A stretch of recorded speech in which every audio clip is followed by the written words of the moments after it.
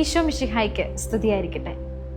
അറിവിൻ്റെയും അന്വേഷണത്തിൻ്റെയും വിശ്വാസത്തിൻ്റെയും പ്രാർത്ഥനയുടെയും അധ്വാനത്തിൻ്റെയും ഒക്കെ ആകത്തുകയാണ് ചിന്തകൾ.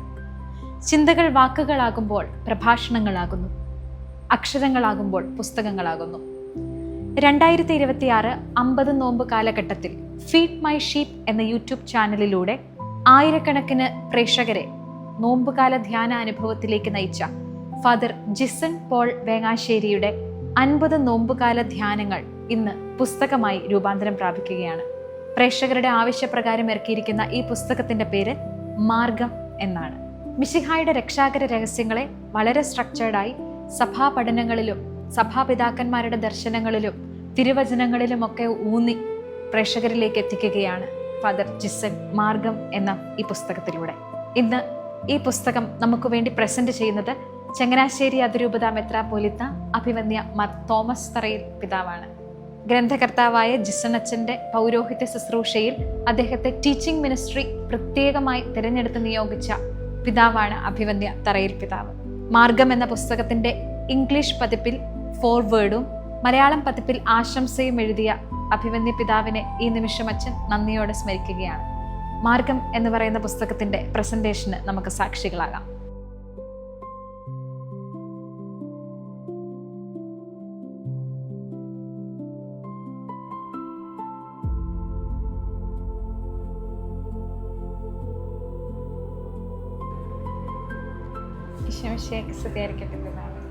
പിതാവ് മാർഗം എന്ന് പറയുന്ന പുസ്തകം വായിക്കാനിടയായിട്ടുണ്ടായിരിക്കാം.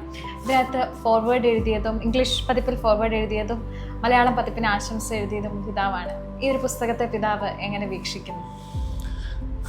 ബഹുമാനപ്പെട്ട ജിസണച്ചൻ്റെ പ്രഭാഷണങ്ങൾ ഒത്തിരിയേറെ പേർക്ക് കർത്താവിനെ കണ്ടെത്താനും സഭയെ കണ്ടെത്താനും എല്ലാം സഹായകമാണ്.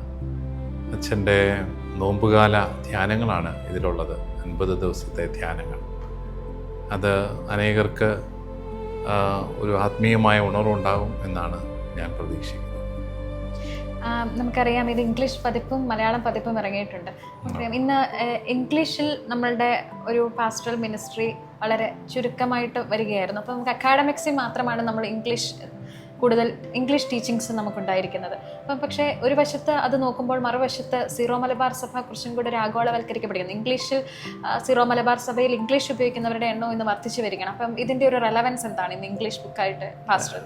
തീർച്ചയായിട്ടും നമ്മുടെ ഒരു അടുത്ത ജനറേഷൻ മുഴുവൻ തന്നെ ഇംഗ്ലീഷ് സ്പീക്കിംഗ് കൺട്രീസിലാണ്. അതുകൊണ്ട് തന്നെ നമ്മുടെ ചെറുപ്പക്കാർക്ക് ഇത് പ്രയോജനപ്രദമാകണമെന്നുണ്ടെങ്കിൽ ഇംഗ്ലീഷ് ഭാഷയിലും കൂടി ഇത് ലഭ്യമാകണം. ആ രീതിയിൽ വളരെ നല്ല ഒരു പരിശ്രമമാണ് നടത്തപ്പെട്ടിരിക്കുന്നത്. പിന്നെ കൂടുതലും ഒരു ക്രിസ്ത്യൻ ഓഡിയൻസ് ഇംഗ്ലീഷ് ഭാഷ ഉപയോഗിക്കുന്നവരാണ്. അതുകൊണ്ട് തീർച്ചയായിട്ടും ഇത് വളരെയേറെ സഹായകരമാണ് തന്നെയാണ് എൻ്റെ പ്രതീക്ഷ.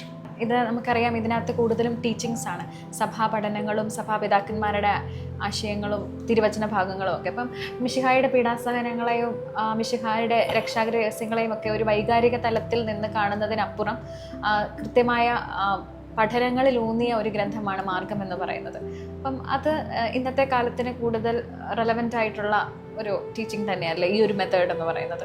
തീർച്ചയായിട്ടും. ഈ രക്ഷ എങ്ങനെയാണ് കർത്താവിൻ്റെ കുരിശുമരണത്തിലൂടെ സാധ്യതമായത് എന്നുള്ളത് വളരെ ജെന്യുവനായിട്ട് അന്വേഷിക്കുന്ന അനേകരുണ്ട്. ആ രീതിയിൽ അവരെ സംബന്ധിച്ചിടത്തോളം വൈകാരികമായിട്ട് കർത്താവിൻ്റെ കുരിശുമരണത്തെയും കാൽവരി യാഗത്തെയും ചിത്രീകരിക്കുന്നതിനേക്കാളും ഏറെ സംതൃപ്തിദായകമാണ് അത് സഭാപഠനങ്ങളുടെ അടിസ്ഥാനത്തിൽ കർത്താവിൻ്റെ കുരിശ് എങ്ങനെയാണ് എൻ്റെ രക്ഷയായിട്ട് മാറുന്നത് എന്ന് ബോധ്യപ്പെടുത്തും. അതുകൊണ്ട് ഇന്നത്തെ കാലഘട്ടത്തിന് യോജിച്ച ഒരു വ്യാഖ്യാന രീതി തന്നെയാണ്.